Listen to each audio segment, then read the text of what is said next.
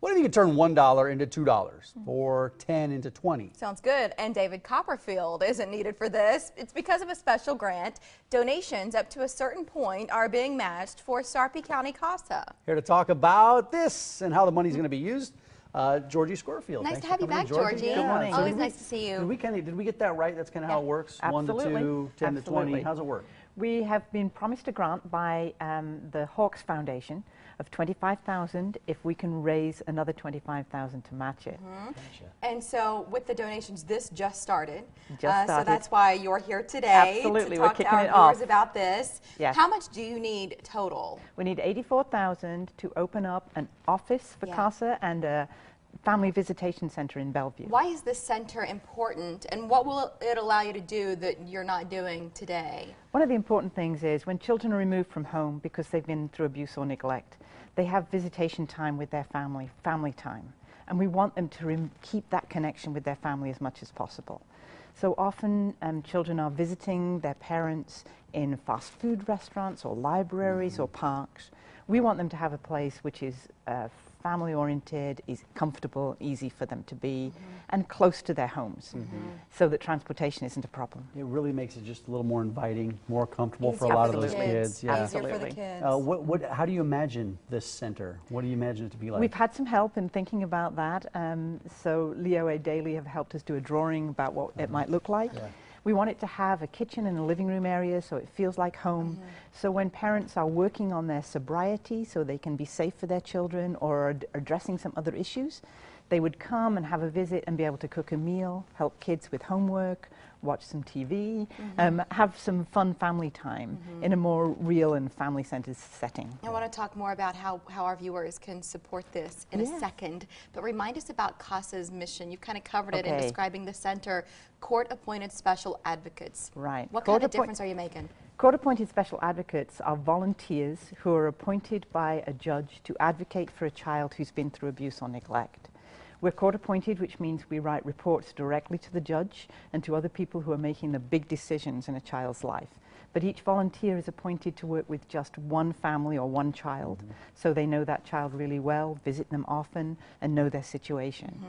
Without mentioning names, can you give us an example of how somebody, a volunteer, has helped a child through the system? Sure.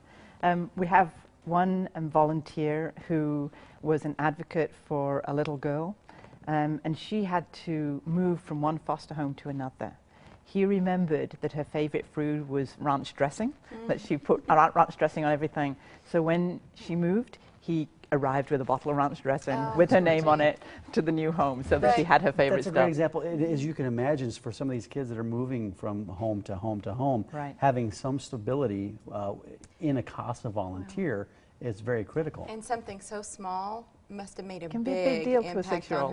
Absolutely. So our viewers, when they donate, do they go to your website, or what's the best way to get this started so that that donation is matched? SarpyCASA.com will be the site where you can donate, and we are hoping that everyone will jump in and be enthusiastic. And I know that there are volunteers who give their time, but often they don't have the money. So we're looking for other people to wrap around and support us. There are some people that may not have the time, but have the money. Absolutely. What is Safe Policy?